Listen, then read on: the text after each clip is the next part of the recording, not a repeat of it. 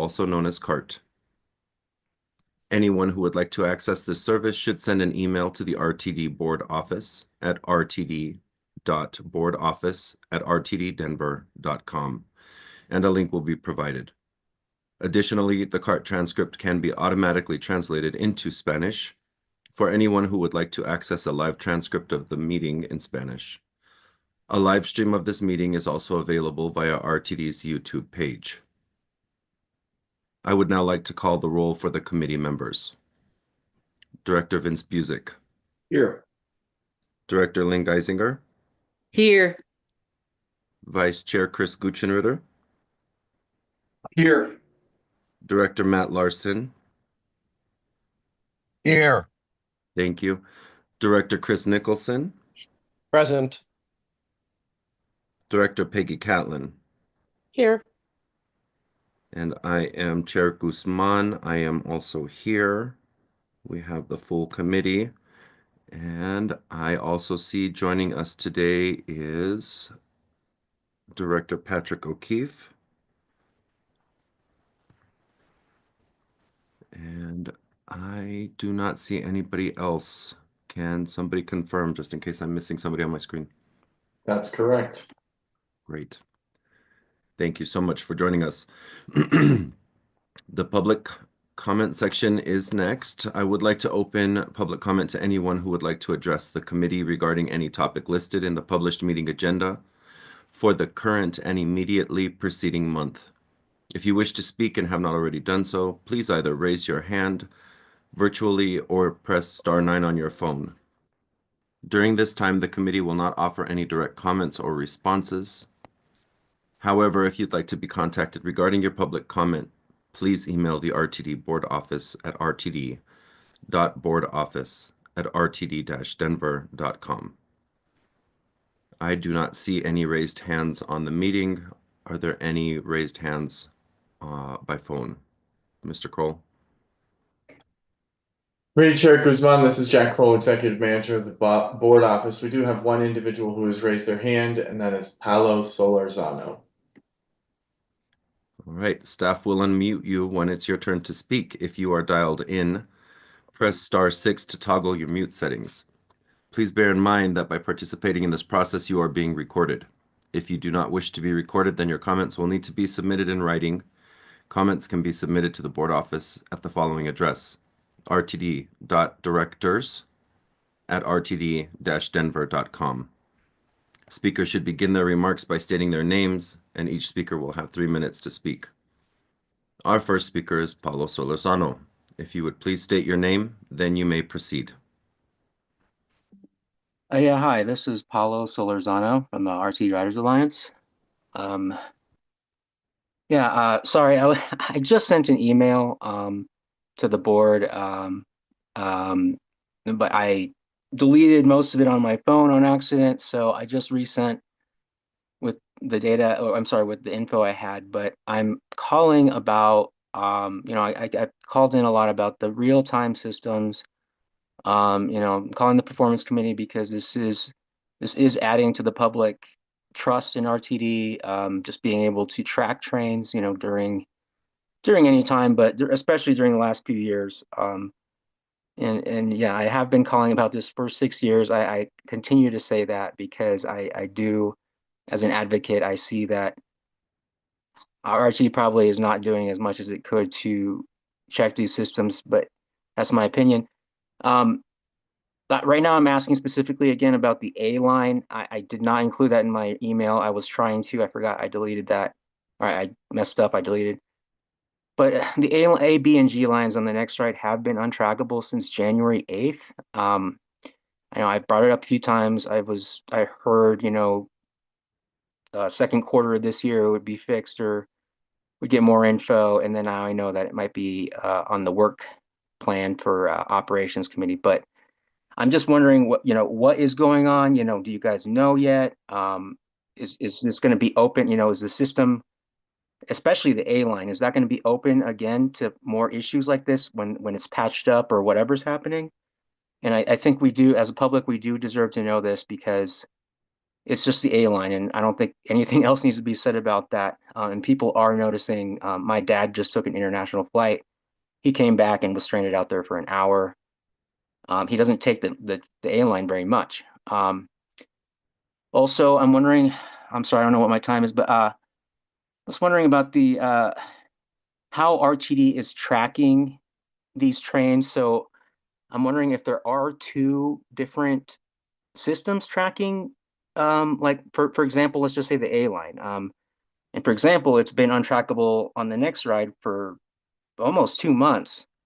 So how is RTD using tracking that, especially as it comes, regarding on-time performance?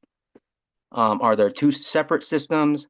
If this is an ongoing issue, where we can't have that, customers don't get A data, can if RTD does have another system, can they get on Twitter or something, especially for the A line, to tell us, about cancellations? And also, I'm wondering, if it is not, if RTD is having problems tracking trains with their systems, then how is that data being compiled? We are getting emails still Thank very you. late. Emails. Okay, thank you. I'm hoping to get a response back. Thanks. Thank you. Are there any other comments? Committee Chair Guzman, at this time, I see no further hands raised. All right. Were there any emailed comments received for today's meeting?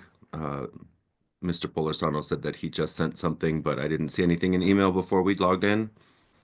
So setting aside the message Mr. Solorzano referenced, I'm not aware of any additional comments that were provided in writing in advance of this meeting. All right, thank you. With no other participants in the queue, we will close the public comment period at this time. We have recommended action to take care of today. There is one recommended action for our agenda, and that is for the approval of the 2025 committee work plan. Basically for the performance committee to approve its work plan, y'all. Busick, Do so we have a moved. motion? Thank you. Director Busick is the movant. Do I have a second? Second. Thank you, Director Guchenritter, Vice Chair Guchenritter. For the record, I also saw that Director,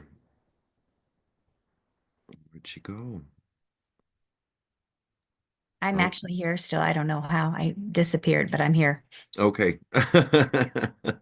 Director Kathleen Chandler. Chandler, Okay. thank you. I wanted to say Chambers, and I'm like, I know that's incorrect. That's the wrong name. Director Chandler has joined the meeting. Thank you. All right. So we do have a couple of things to discuss here. Remember that the work plan is not set in stone. It is a living document that can be changed and updated as time goes on. Have you all had a chance to look at it? And are there any questions that we need to discuss? Before I turn this over to Deborah A. Johnson, our General Manager and CEO, to present to the committee, I just want to make sure that everybody is confident that we understand this is just a roadmap to get to the end of the year and try and keep things in order. And we may face some changes along the way, but we will deal with them as they come if there are any. This was well thought out, and there are some TBDs on here, which is okay because it's just a matter of timing and dates that need to be clarified towards the end of the year. Vice Chair Guchenritter. Thanks. Yes, I was just looking for clarification on the strategic plan reprint. What exactly that means for the month of April. Okay. I am certain that CEO Johnson will address that in her remarks, and so I will turn it over to you at this time. So thank you very much, Committee Chair Guzman. Greetings to all that are virtually assembled this morning. I'm Deborah Johnson, General Manager and CEO. Relevant to the Board of Directors Performance Committee Work Plan is Committee Chair Guzman put forward. This is a living document which is to guide the work of said committee. Recognizing that we are currently in the month of March, I will go to the month of March and talk about what it is that we have before us here. Considering we talk about the strategic plan, and that is more or less the North Star as it relates to the overarching agency performance, critical elements that are coming before this committee spawn from said strategic plan. including the elements associated with me in my capacity as the general manager and CEO, recognizing the responsibility in which I have with leading the organization and the people that comprise that organization. Keeping top of mind that we're people moving people, there's several elements that are deeply rooted in key organizational performance metrics relative to what we are doing with our strategic plan, with the 4 strategic priorities of community value, customer excellence, financial success, and people power. I did those in the reverse. Considering the question that was posed by Vice Chair Gutenritter, relevant to the strategic plan reprint, what that's about, and you'll hear about it somewhat in the presentation momentarily under the next discussion item, is that relevant to the board of directors getting together at the retreat in which they had in 2024, there were several items that came up during the course of that discussion whereby they wanted to be more intentional and ask themselves questions relevant to what type of key performance metrics would be best suited to help ascertain the performance of the agency. With that being said, the elements that are being changed in the document more or less are a reprint showcasing what we have before us in the agency scorecard. I plan to delve into that a little deeper in the next presentation, but for all intents and purposes, none of the strategic plans are changing or nothing of the like. But when this scorecard came together in August of 2021, this organization had yet to establish several baselines. We had nothing from which to go on. And so some of those elements through course of discussions with the board, with members of the leadership team and the management team, had come to fruition as it would serve as the foundational pieces upon which we would guide the organization from a performance vantage point. Through the aspect of delving deeper through surveys, garnering feedback through a multitude of audience being community, customers, as well as employees, we have shored up some elements around our key performance indicators, and the scorecard will reflect that. So that's the month of April. Relevant to the month of May, having a discussion relative to the performance tool that you will use to assess the position in which I currently possess, being the general manager and CEO, performance. Once again, goal setting relevant to that performance framework. In June, recognizing I made mention of customer surveys and having those as data points, it is our intent to bring forward to this committee survey results from the customer excellence survey for both in bus and rail, along with community and paratransit surveys.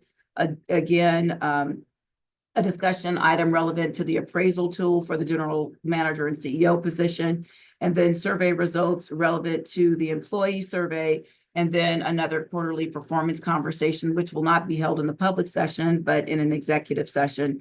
Going to the month of July, once again, organizational performance metrics deep dive like we intend to do today. Those will be shaped by this body and working closely with staff. Once again, in September, looking at performance appraisal, timeline, goal setting, doing a check-in as it relates to that. Considering the survey data that we would have been able to garner relative to those demographics, perceptions, and opinions and attitudes, we'll look at strategic initiatives going into 2026. Strategic initiatives not to be confused with strategic priorities, considering that this is a 5-year strategic plan, ensuring that we are taking intentional steps relative to what we're honing in on from a priority standpoint, but having initiatives that basically are a clear nexus with those elements. Once again, another quarterly performance relevant to the position in which I hold. Then we go into October, once again, deep dive, have a conversation relevant to board briefing documents. We did broach that with you all last month, considering those items are compiled and presented at the time the board meeting link is provided to board members. Want to ascertain whether or not that information that is currently contained within those documents is beneficial, or should there be some kind of adaptation done to make it more useful with whatever is germane to this board, considering the discussions that need to ensue. In November, it would be my intent to present my general manager CEO self-assessment presentation relative to how I am looking at my performance during the course of what really is 7 months.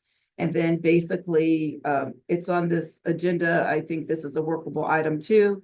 whereby it says here, potential of a contract extension, or perhaps that could be something else if both parties decide it may be in the best interest of the agency for you all to recruit for a general manager and CEO. That would be something that you need to have on your radar, as that is a critical responsibility of this governing body.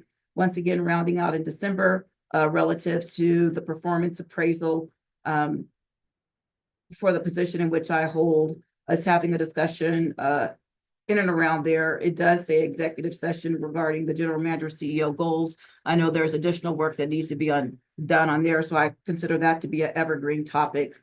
Those are the things that I wanted to highlight. I will yield the floor at this juncture. Mr. Kroll, is there anything else you'd like to add?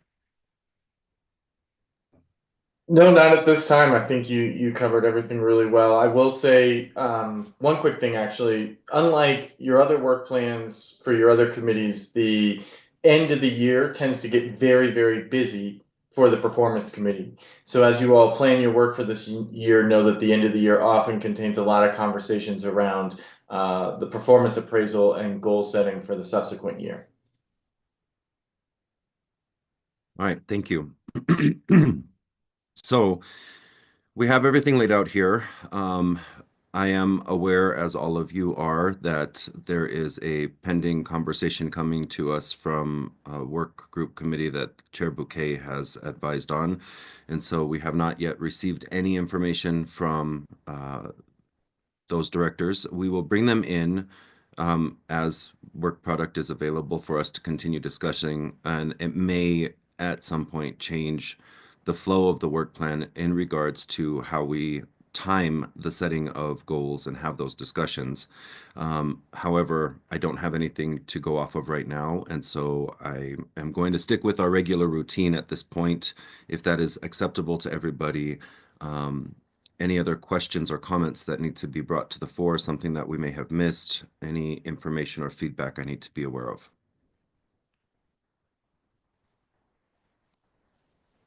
All right, I do not see any hands raised, so I am going to say conversation has ended. Let's take a vote. Do we recommend this to go to the Board of Directors for approval? Are there any no votes on this matter? Sorry, Jack? Mr. Kroll? Yeah, just a reminder that the committee is just the final approving stop on this, that the motion would just be for the committee to approve it, and then the full board does review it, but doesn't take any action on it. Thank you. Are there any no votes on this matter? Seeing none, that passes unanimously from committee. Thank you so much. Excuse me.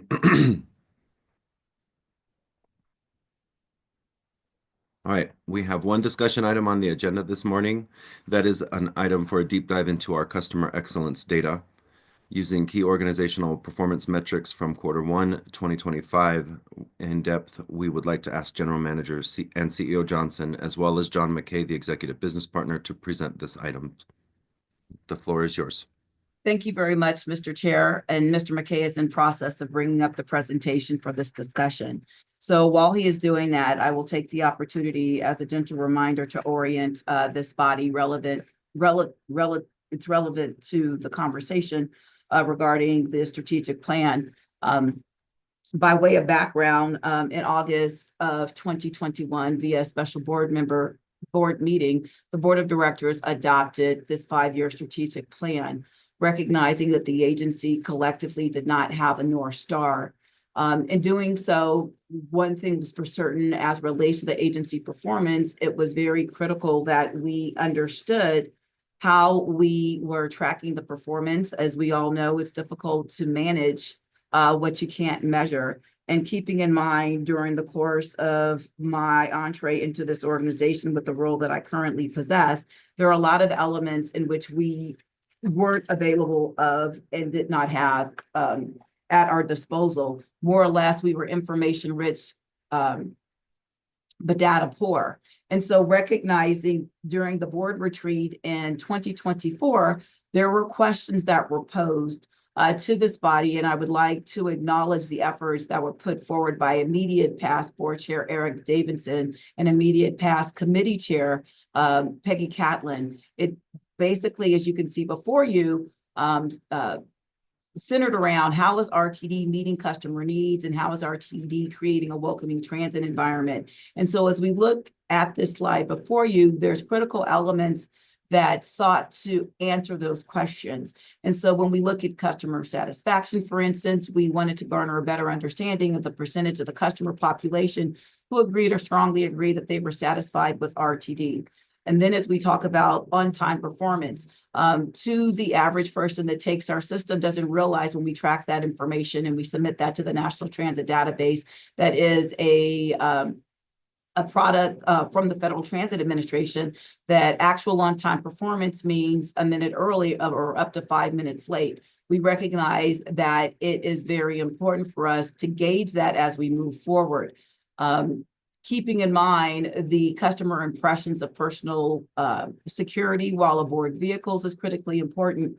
And so those are the basic elements, and I'm not going to go through each one, but this sets the framework as we go into the deep dive. The perception of system reliability, and the operative word there is perception. Impression of mechanically safe vehicles. And we distinguish between mechanically safe and personal security because oftentimes even board members as well as members of the public use those terms interchangeably, but there's something different when we're talking about one feeling personal secure based versus if in fact a vehicle is mechanically safe. And then quite naturally, we heard from the public commenter who talked about service-related information, access to timely service information, and then perception of reasonable fares. Next slide, please. So as relates to the reprint, that question that was brought forward by Vice Chair Guchenritter, comparing the scorecards back to August of 2021 versus the scorecard of August of 2024, and this is what the reprint will consist of, you can clearly see that when we were doing this back in August of 2021, looking at the bottom of the slide to the left, where we had customer prioritized metric, it was to be determined relative to the customer experience factor to be determined. Well, when you look over at the other, we are in a place whereby we actually have data where we could be able to yield information that is germane to us discerning how we are performing based upon the customer experience and the perception in which they have within the system. Moving forward to the next slide. So the performance dashboard, you all are aware that this has been a constant topic of discussion. And as I said before, coming into this organization, while we did have a myriad of different conduits in which we were compiling information across the departments, they weren't in sync. And so while we had staff internally build out a performance dashboard, just recently we were able to go through a solicitation, have different vendors submit different software packages, and now we are at a point where we do actually have performance-based software that we are utilizing to build out the performance dashboard, where we can extrapolate key information, where we can produce reports that will be user-friendly and open and transparent to the public.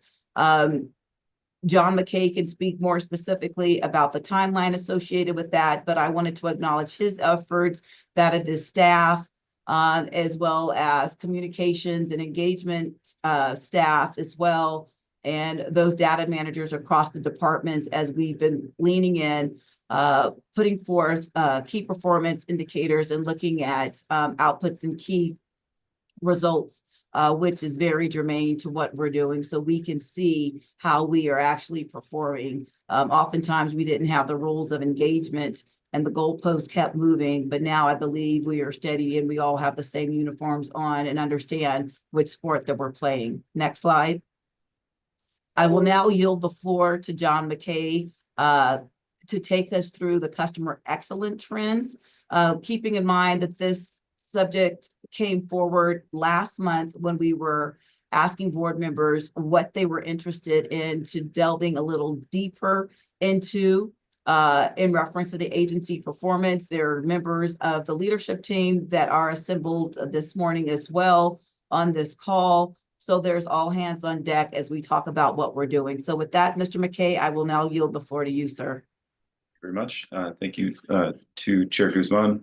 I'm going to go back a couple of slides here, actually, because I want to highlight and amplify the point that GM CEO Johnson made, that we are now in the stage where we're making changes to the scorecards, and that's what will be reflected in the reprinted strategic plan. Nothing substantive that has not been already approved by the board will be included in that reprint. So the vision, mission, values will stay the same.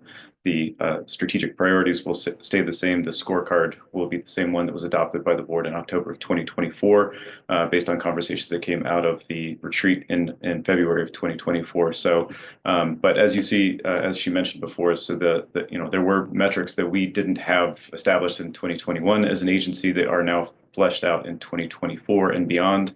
As she was saying, we were building data systems. We didn't have data systems to capture some of the information that we are now capturing, which, as she noted, for the performance dashboard, before we were capturing things by spreadsheet a lot of the time, or by someone within a department might have had that information that is now being populated on the performance dashboard. And once again, a plug, I encourage each and every one of you to visit the performance dashboard on a regular basis to see the data that is populated there. It's being fleshed out continuously. They were constantly adding items to it.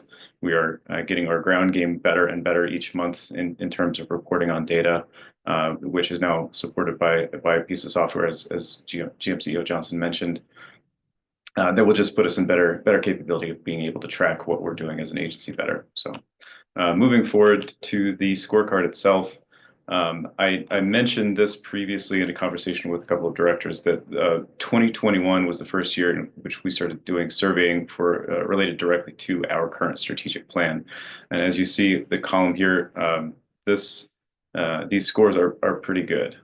This is the first part of the scorecard, and this is the second. I highlight this specifically because we hear from our survey consultancy that the 2021 survey year was an outlier because we're still in the height of the COVID-19 pandemic, and across the nation for a lot of these public service surveys, the scores were abnormally high. And so the question is whether 2021 serves as a good baseline year. That was the first year in which we authored a strategic plan. But the question is whether that's the baseline year that we should be using as a reference point going forward. So in terms of customer satisfaction, in 2021, we can see that the 83% of respondents determined that RTD provided good customer satisfaction. That dipped to 67% in 2022, jumped to 76% in 2023, and went back down to 66% rather in 2024. Change from 2021 is a negative 17%, and change from 2022 is a -1. I think personally the 2022 year would serve as a good baseline, or even 2023. That's a question potentially for the committee in a future conversation. But just note that going forward, that 2022 is sort of represents a more normal year in terms of baseline. So actual on-time performance pretty much stayed the same over the years. You can see that paratransit performance in particular has had a massive improvement from 2022 of 13%. We're at the 91% actual on-time performance. Moving on to the next slide, this is a continuation of the scorecard. System reliability perception, the percent of customers who agree or strongly agree that the bus or train usually runs on time. Compared to 2021, we've dipped considerably, but compared to 2022, it's a 4% increase. And you'll see this as a theme throughout some of these data too, that the customers were very much impacted by the preventative maintenance and state of good repair efforts that were underway last year that were necessary. It's an unfortunate byproduct of as the system ages, that the Denver metro area has to get used to the fact that there will be some impacts from preventative maintenance, from state of good repair efforts. But that is reflected in the survey data that people were negatively impacted by that. So just something to keep in mind as we move forward. Perception of personal security aboard vehicles.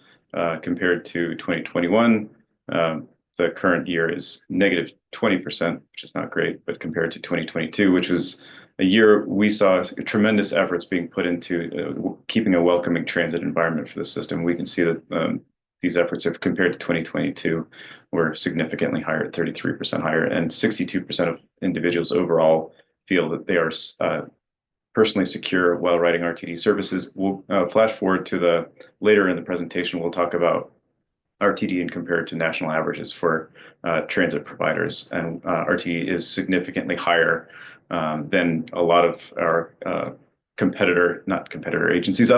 transit agencies within the nation. Mr. McKay, if I can interject just for a second.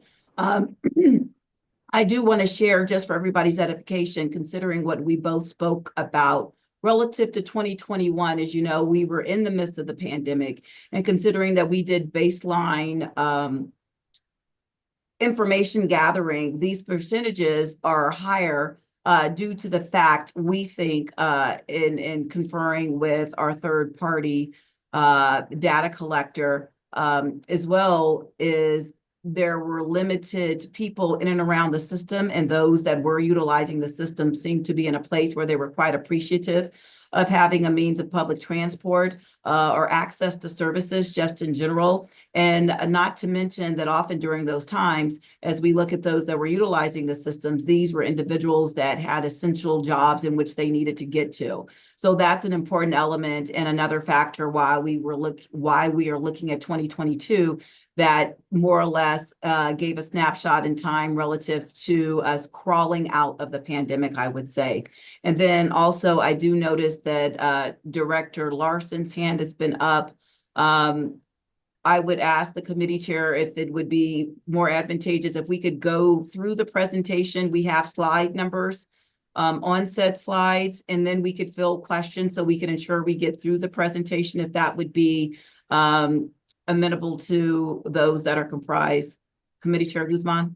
Yes, sorry, our pro forma is to write down the slide number and then return to ask questions after the presentation.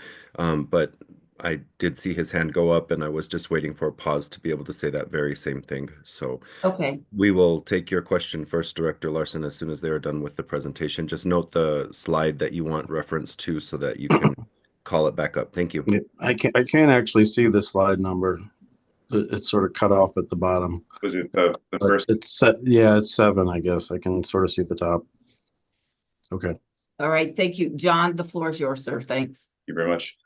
More of the same. So as in comparison to 2021, the scores are lower, but compared to 2022, across the board, these are higher on the second page here. So including impression of mechanically safe vehicles, access to accurate and timely service-related information, and perception of reasonable fares. This is a year-over-year comparison, sort of the same thing, but in a chart form. The bus and train usually runs on time. The bottom year here is 2021. This is the outlier. There's a 4% improvement versus 2022. Satisfaction with RTD, 83% being the outlier in 2021, and then more recently, we're at 67% in 2022, 76 in 2023, and 66 in 2024. I won't go through each of these since these are all on the previous slides here. I will continue on through these. Actual on-time performance for bus and for paratransit, light rail and commuter rail, and personal security aboard vehicles, mechanically safe vehicles, and personal security while waiting for RTD services. Perception of reasonable fares and information. I have included everything from the customer survey or for bus and rail and for paratransit customers in this presentation. These are data that have been provided to the board previously and are on the website, and I would encourage each and every one of you to visit the board's meeting portal and to review the presentations from the previous performance committee meetings where our survey consultancy went through these data. They do a great job of presenting a good snapshot of RTD performance in real time.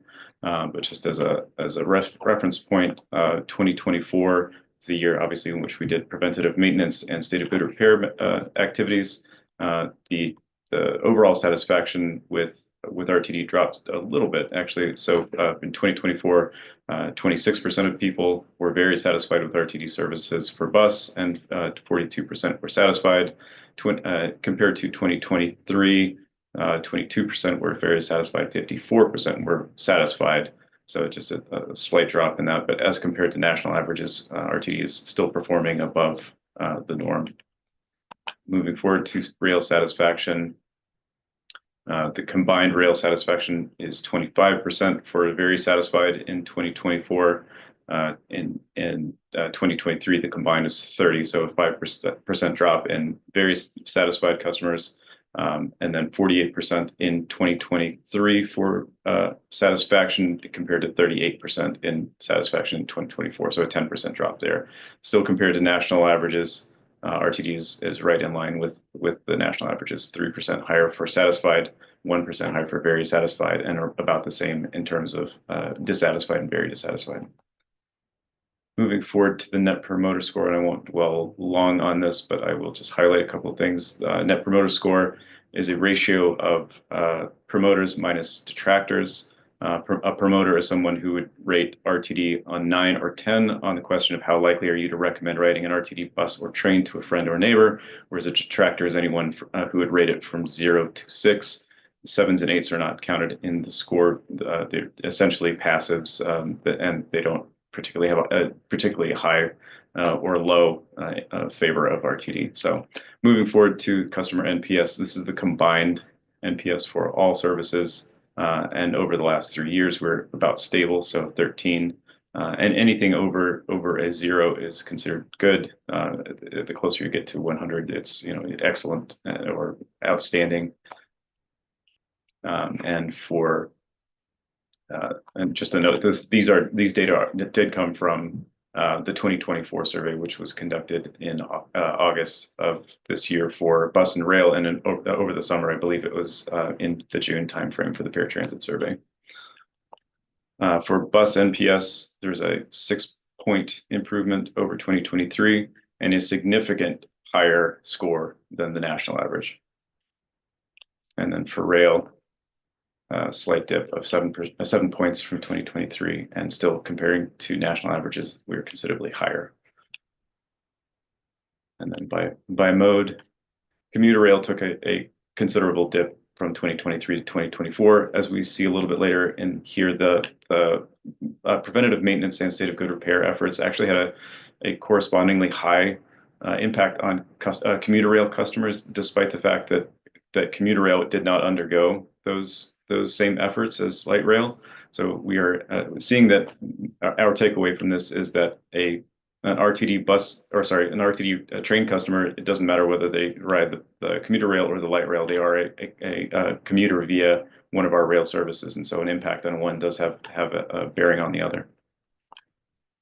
Again, to the National Benchmark Survey, our survey consultancy, ETC Institute, they designed a survey to objectively assess performance of local jurisdictions across several areas of effort, including public transportation, public works and maintenance, utilities, police, fire, quality of life, etc. They did a very large survey of more than 8,000 residents across 10 geographic regions, which gives a plus or minus 1% accuracy at a 95% confidence level. 11.5% of all respondents indicated that they used public transportation in the last 30 days. And from that, they garner satisfaction with public transportation in their particular areas. So, and that ratio, or the number of respondents gives a plus or minus 3.3% accuracy with a 95% confidence level. And those respondents are asked specific transportation-related questions if they do respond yes, that they did use public transportation in the last 30 days, and that's how we get our national comparator. And I won't go through each of these. This presentation is available in full form in a previous performance committee meeting back, I believe it was in the October timeframe. I would encourage all of you to go back and look through that. There are some great questions that were asked in addition to the presentation from the survey consultancy. So I'll just kind of flash through these, and if you would note any particular slides that you'd like to discuss later on, I will be happy to come back to these. The safety and security while waiting for bus and while waiting for the train, about 55% for both. I highlight this one because this is one we hear about quite a bit. So 62% on both train and bus.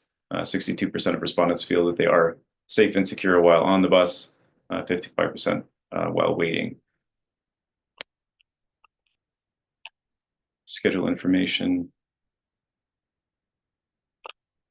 operator behavior, and we'll highlight that we are very much above the curve here. And community value, we're among the highest of agencies that RTD is aware of in terms of value provided to the community, or people's feelings of value that RTD provides to the community in terms of bus and rail service. And then here we stop using the national comparisons because these are specific data for RTD surveys that are not part of the benchmarking survey, but adequate information provided 73%, service change, feeling informed about service changes 55%. Again, I'll keep rolling through these.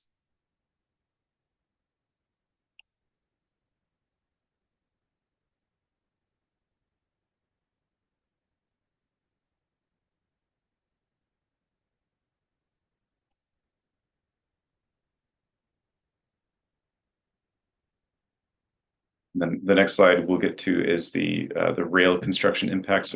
This is a snapshot of whether people were impacted by the work that happened last year with the rail reconstruction effort.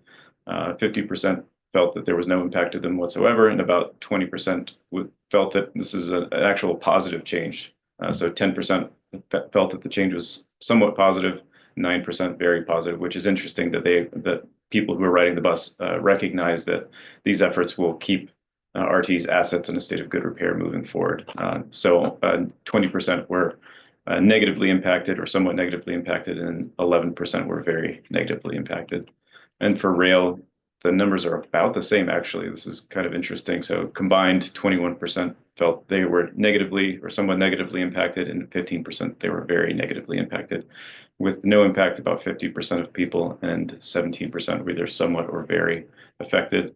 And that varies a little bit by light rail versus commuter rail. But as I noted, all of the efforts were on the light rail system last year, whereas commuter rail customers were they felt about as impacted as light rail customers, which is interesting.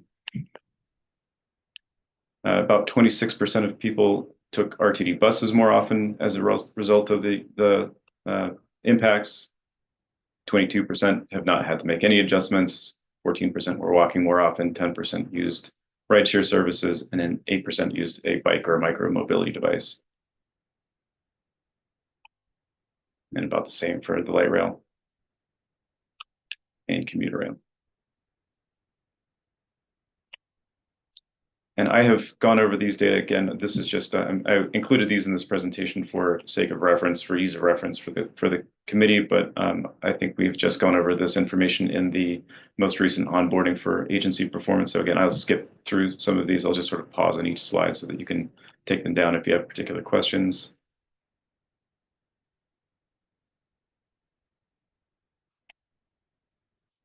And noting in particular, this is the 2023 data, but for 2024, travel time being the most important key driver, the one with the strongest correlation in a regression analysis with the correlation with customer satisfaction.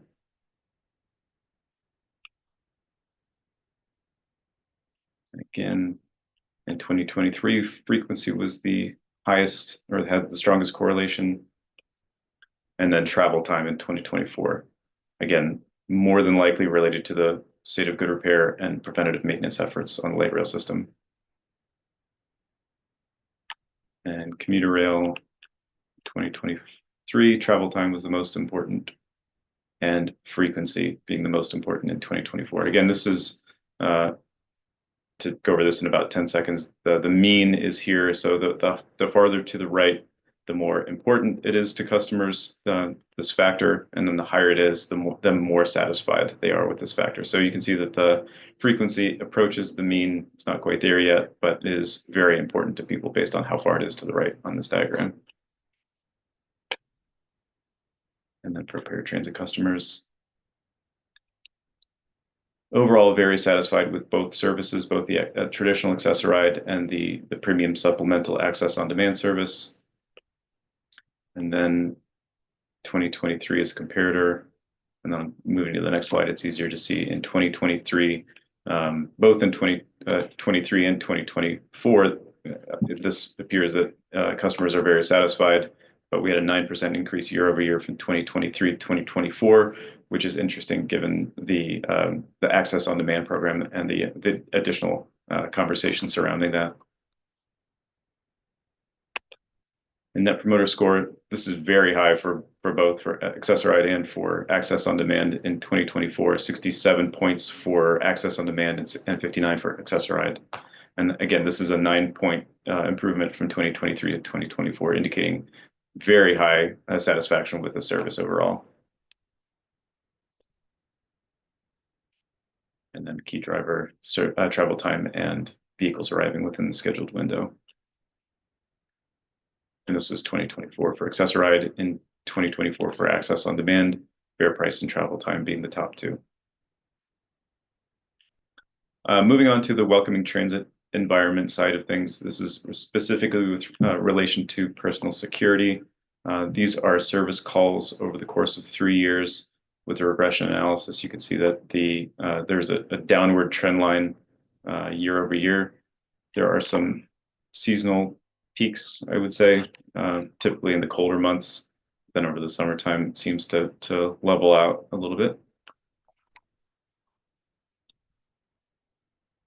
And moving on to Transit Watch reports, these are typical. I picked the last couple of months of Transit Watch data that we have available to us just to show some of the more frequently reported items. And note the scale on the bottom. So this goes from 0 to 80 on this one, and this goes from 0 to 10 on the next slide. So, property crimes, specifically with respect to graffiti, indecent exposure, the most frequent report, it has to be around drug activity for any of these. And that was actually a category that was added, I believe, in 2022 to the Transit Watch app. It was previously uncategorized specifically as drug activity, but we were able to add that to the app specifically so that customers could call that out if they needed to. Suspicious activity and other sort of uncategorized or one that doesn't fit into the traditional categories, that would be the next most frequent. And then some less frequent reports about elevator escalator problems, property crimes with respect to theft, and noise complaints being the next most frequent. And the next slide, and I think there's one more slide after this. So this is Transit Watch app reports over the last 9 months. So starting in June 2024 through January 2025. This is interesting. As I noted before, overall service calls tended to go down over time, but they tend to peak a little bit during the cold weather months. You can see that the opposite is true for the Transit Watch report, which is interesting that there are fewer reports in these colder weather months than there are in the summertime. Maybe this is indicative of more people just being out and observant during the warmer weather months. And then total Transit Watch downloads, and this is subscribers overall over the course of this time rather than downloads, because if someone has a new phone or a different device, they will need to download the app to their device. So this is total subscribers, individuals that have downloaded the app since its inception in 2014 over the last 4 years. So as you can see, there was a big spike in 2022. There was a significant agency effort to promote the use of the Transit Watch app over that time frame. And then it's almost tripled from 2021, and then has gone down a little bit year over year since then. And with that, I will stop. I'll keep the presentation up, but I'm going to stop sharing so I can actually see people. So if you have specific questions, I can flash to that slide if you have a question. Thank you, Mr. McKay. Thank you, Deborah. Director Larson, you are recognized for your questions. Thanks. Yeah, I have a couple questions. My first question is, can somebody describe to me exactly how we do measure on-time performance? The question from that we had today from a rider sort of asking why we can't more reliably report the time that trains arrive. I was just wondering, sort of very technically, how do we know when a bus or train is on time? So if I may, Mr. Chair. Yes, ma'am. Yes, thank you very kindly, and thank you for the question, Director Larson. Relative to the commenter, he was talking about our scheduled information. With RTD, we currently use scheduled information, not real-time information. He was making reference to our commuter rail lines, the A, B, and G lines that are overseen by Denver Transit operators. We have been working with them as relates to adjusting information relative to a third-party supplier who provides that information. I don't provide that as an excuse, but we have been working with them for the past couple of months to shore that up. To answer your second question, how do we measure on-time performance? As I indicated, it is either a minute early or up to 5 minutes late. And when we measure information, when we look at on-time performance information, there's a myriad of ways in which we do that. We basically use, in some instances throughout the system where we do have GPS, we utilize that as a source. We are outfitting light rail currently. We have track sensors. And Dave Jensen, are you on this call, sir? I saw you. Yes, I am. Yes, if you can elaborate on what I just started talking about relative to the DTO situation, getting back to Mr. Solorzano's question, to help the board understand where we are in that process, considering that we do have a concessionaire agreement. It's ultimately RTD on that vehicle, but we do have a concessionaire agreement with them, and we're working through that right now. So I'll yield the floor to you, and then we can talk about the bus side. Okay. Yes, happy to. So a couple of things as it relates, I think, to the display of the information about whether trains are on time or late. The A, B, and G lines, we do have the concessionaire agreement. I believe everybody's familiar with that, with Denver Transit Operators, DTO. The contractual obligation that we have does not allow RTD to dictate means or methods. So even though we do provide oversight, the ability for us to direct to give direction is limited. And so there are two different entities involved. So DTO is one of it. The problem that we're experiencing, we believe, is on the back end, which is the information that's being translated to our software to display the information. And that is third-party contract with Wabtec, who are the vendors of that information and the software component. And so both parties, DTO and Wabtec, are working collectively to try and resolve the issues that they have with detecting actual train, precise locations, and then get it to be displayed.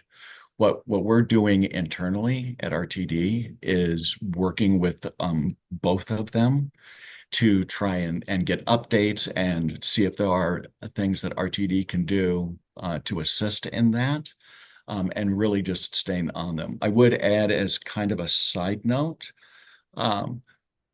who else is also getting involved in this kind of information at the risk of overcomplicating a simple matter is the FRA. And we've started to coordinate monthly meetings with them. And so there's a lot of parties and a lot of work going into this to try and resolve that information being displayed.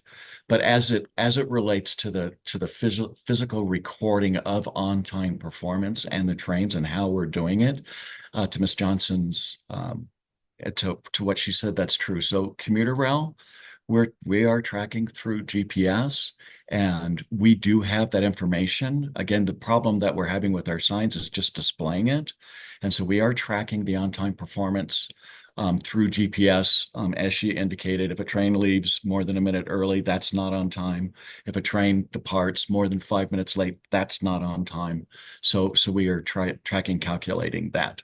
The display information for light rail is based on track circuits, which lends itself to being much less precise, in as much as there could be an electrical circuit that detects train presence on the system that could be several miles long. So if the train is anywhere within those several miles, it's going to show, the system will pick up the train there, but it could take the train several minutes to traverse through that distance. And so the precision on light rail is not nearly as good. So wait, can I just, Yeah. so the way that it works is it detects within a few miles whether there is any train. Is that how it works? Yeah, so there's I'm sorry. There's an electric circuit on the tracks. When the train enters that section, it detects train presence. That circuit may be several miles long. So if the train is anywhere within that several miles, it'll still detect there, but it doesn't, the system's not tracking the precise location. How does it know which train is present? Like if the train is so late that it's, I mean, how does it know whether what it's detecting is the train that was supposed to arrive at the time, or the train that was maybe so late that it's the next 15-minute time later time that it's supposed to be detecting, or maybe in some cases like on the E and the H line a different train, or any of those things? I mean, how do you know which one you're tracking? That's a great question, and that does get complicated, and it does get lost at times. The system is loaded into our SCADA system, which is with the train tracking system. The schedule is loaded onto that. The trains are identified through train to wayside control. So there's a device on the train that identifies it, and it sends a signal to a device in the track area that receives the information from the train. So it identifies the train through that. Typically, there's like a thumb wheel on the train that they dial in what train number it is, which identifies it and associates it with its schedule. And so that's how it picks it up. Basically, the train's communicating to the. But that's a different method than the method that's detecting the presence. It is different, yes. The train presence is one thing. The specific train number and identification of the train is another, completely different. And how does that? How does the I'm sorry. work? I'm sorry. I'm going to interrupt. Is this germane to the topic at hand, or are these questions that might be better followed up in an email afterwards? And I apologize. I have to be mindful of time because we do have another portion. I'm just trying to understand. I thought we were doing a deep dive. I'm trying to really understand exactly how this information is collected. Okay. So because I mean, fundamentally, if it's collected, Director Larson. I mean, if you're saying it gets lost, Director Larson, I am speaking. Yeah. Hold on one moment, Okay. please. It is 8:58, everybody. I'm sorry, I don't like to have to do that, but I will interrupt. We do need to keep the meeting moving along.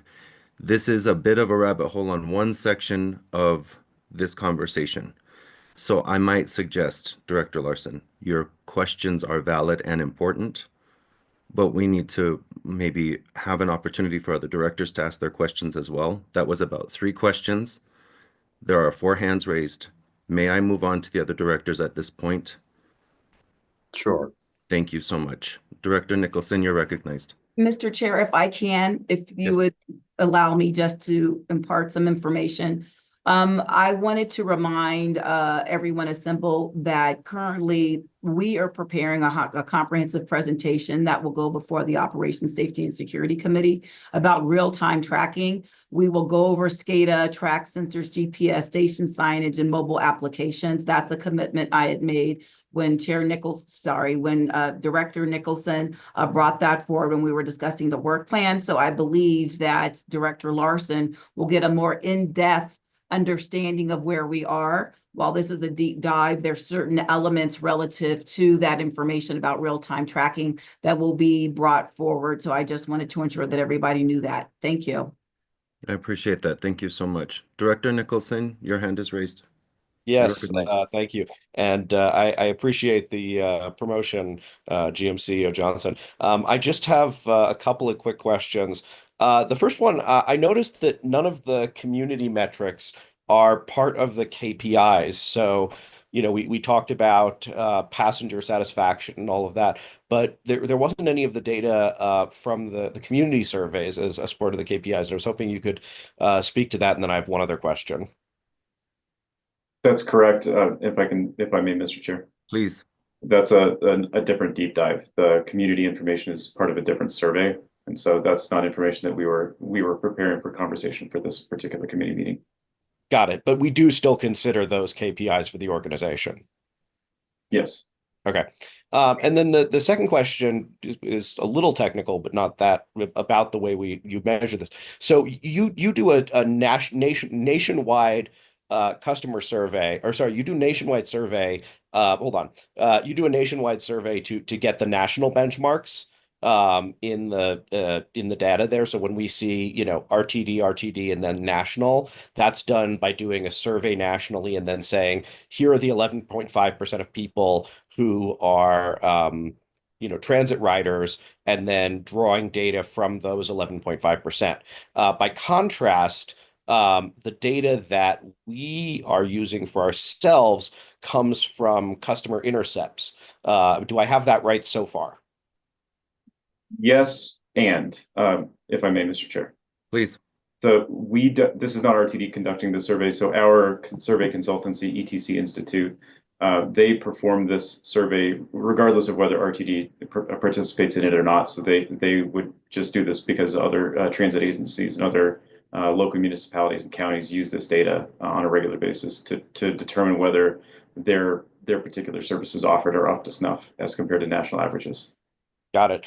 So my question is, have we considered trying to do a similar measurement for the RTD service area to the same way that national survey is done, to see that whether it matches the customer intercepts and the other, the methodology that you've traditionally used? Because if it turns out that doing that survey the way that the national folks do gives us a number that's wildly different than what we're getting from our intercepts, then that maybe should tell us something. And then the last thing I'll just say is, we see these numbers, and you pointed out for one of the slides that there was very high satisfaction with the service overall, was the language that you used. And I'll tell you, having been out in the community for the last year, that's not the perception that the public has of RTD.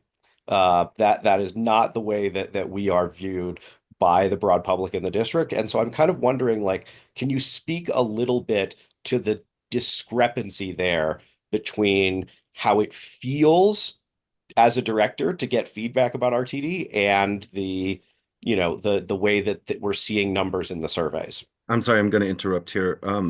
Director Nicholson, is there a better way to ask the question that you just asked that may be more respectful of the staff member you are speaking to? Also, what evidence do you have that is contrary to what was presented here? And what formats are you using to collect that information before we continue that conversation, or I will leave it there and move on to the next director? Yeah, so I mean, I'm speaking obviously out of my lived experience as a candidate and a director going to community meetings around the district for the last year or so. But no hard fact survey data? Absolutely not. This is Okay. Totally coming from my So we'll experience. stop that conversation there, and I will move on to the next director. Director Okay. Geisinger, your turn. If I may, Mr. Chair. Yes, Mr. McKay. Just briefly, I don't mean to labor on this, but I will just say that we do have a community survey, which I would encourage Director Nicholson and others to go to our performance dashboard and take a look at the community survey, which is a statistically valid survey of 528, I believe, customers from the last year. So that is conducted in the same methodology as the nationwide survey that ETC conducts. This is a random sample of addresses within the Denver metro area. And it is monitored for demographic, making sure that we capture the same demographics as would be represented in our ridership. So yes, we do have that information, and I would encourage you to go take a look at it, and it is available on the performance dashboard. Thank you. I appreciate it. I have read it, but I appreciate that. Director Geisinger, you're recognized. Thank you, Mr. Chair, and thank you, Ms. Johnson and Mr. McKay. I think this was, I really liked the presentation of the data year by year, and I understand that 2021 is potentially an outlier, but I think that's really helpful. My question, and I've raised this, in the past, has to do with the performance dashboard. I'm glad to hear that we have a new software. I think it's looking better. I know you've put a lot of work into it, Mr. McKay and all of you, but I still think there's some ways we could use it more effectively in some places that might need a little more attention. And I could give you several examples here. I'll just give you a couple for, environmental impact. We just have energy usage at our facilities. I think, we have the free fare, the ozone days history. We have our fleet and facilities transition plan. I know it's in progress.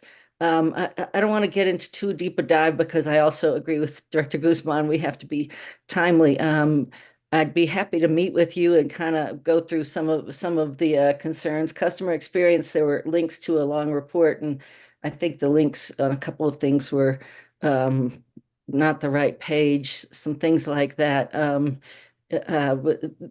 Tell me where we are, if you would, please, and if it's appropriate for me to meet with you and go through some of my concerns, I'd be happy to do that. So if I may, Mr. Chair? Yes, please. Yes, so thank you very much, Director Geisinger. I'm going to yield the floor to Mr. McKay, but I will say for everybody's edification, recognizing that we just got this software, we're in the process with our data managers populating it. And so I know this is something that you've brought up, and it's been an arduous process, but for all intents and purposes, with us going through a solicitation to ensure open and fair competition, we did not basically engage with this third-party entity until just January, mid part of January. So staff is in the process of populating said data.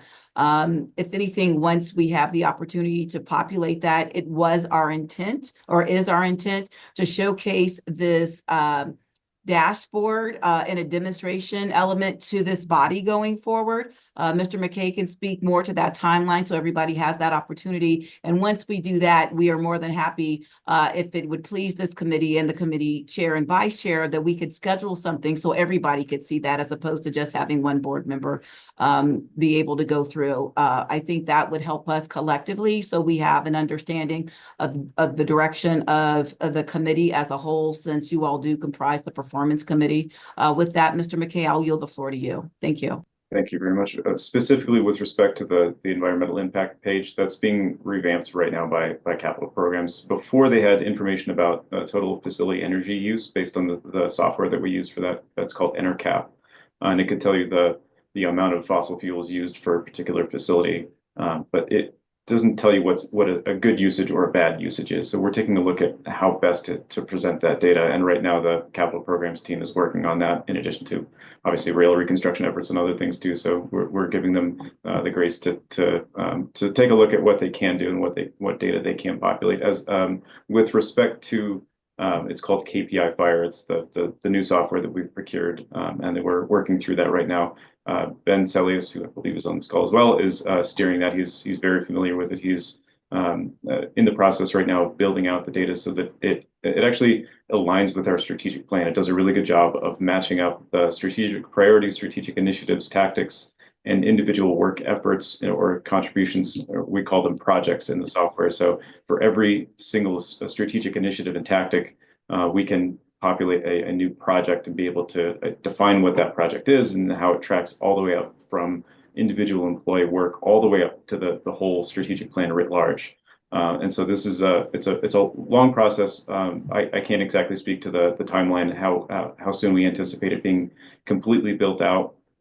But as far as how this interacts with the performance dashboard, that's something we're looking into right now to see exactly how it can be used to better populate data on the performance dashboard itself. Right now, as I mentioned, the back end of it is built in Power BI. It's a Microsoft product.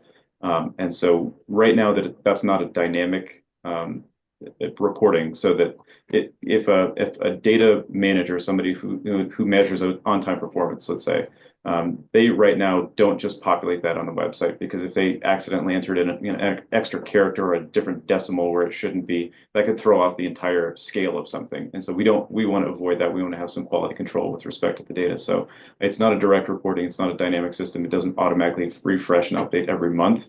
But we're looking to see how better we can make the data more accurate, more timelier, things like that. So thank you for your patience. We're still, as we noted at the beginning of this presentation, this agency was not in a great spot with respect to data reporting at the start of the strategic plan, but we're getting better month over month.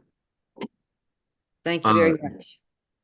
Also, thank you for offering to work with staff on this. I know that this is really important to you, Director Geisinger, and so anything that you need, please go with my blessing, but also thank you for keeping a keen eye on it. I appreciate it.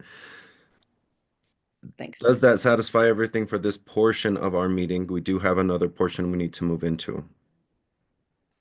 All right. Again, a suggestion to directors who might have further questions that need more detailed information, please write the email, share it to General Manager CEO Johnson. She is the appropriate contact person, and she can work with her team to provide corresponding answers. And those are often sent out to all of the board members and provides awareness around a specific topic. So while we might not be able to get too deep in today, I do appreciate your patience and allowing us to move into our next section of the meeting, which is our executive session. And forgive me while I find my information that I need. All right. Are there any other matters to discuss at this point? We only have about 3 minutes left before we have to move over. Seeing none, I am going to state that as a reminder, our next meeting is Monday, April 7th. At that meeting, we are set to discuss the timelines for our General Manager CEO's 2025 performance appraisal, the 2026 goal setting process, as well as discuss our strategic plan reprint. The latter item has been scheduled for this meeting, but staff needed some additional time to complete different work on that. So as such, we will hear from them next month on that topic as well. In a moment, the committee will meet in executive session to further our dialogue with the General Manager CEO regarding the performance of her job obligations in a meeting, to further our dialogue with the General Manager CEO regarding her performance in the meeting agency values, core-based job duties, and progress towards her 2025 short-term goals. I would like to append the motion to move into executive session to state that the Performance Committee meeting will be deemed adjourned after it adjourns into the executive session. For public transparency, this means that once the meeting moves over into the executive session, the main meeting will be adjourned. I will now entertain a motion to move into executive session to discuss the following. Pursuant to Section 24-6-402, 4F, Roman numeral 1, CRS, for a consideration of personnel matters regarding the board's dialogue with the General Manager and CEO on her performance in meeting the agency values, core-based job duties, and the progress towards her 2025 short-term goals, and input from the Board of Directors on the same. So moved. The movement is Director Peggy Catlin. Do I have a second? Second. The second was Director Chris Guchin-Ritter. Thank you very much. That was Nicholson. Oh, Nicholson. Thank you. Director Chris Nicholson. I apologize. Mr. Chair, I was going to say, I don't believe I have a link for executive session. I wanted to let everybody, well, I don't. Office staff will make sure that you get that. I believe it was just sent out within the last 10 minutes as a reminder. So you might have it in your email and not have seen it. I just caught it myself. All right. The main meeting is then going to be adjourned at 9:14 a.m. I didn't hear a vote. Was there any no votes on that? Oh, sorry. Are there any no votes on the motion? None. That passes unanimously. We will adjourn the meeting at 9:14 a.m. Directors are invited and staff that are required to be there to go over into the executive session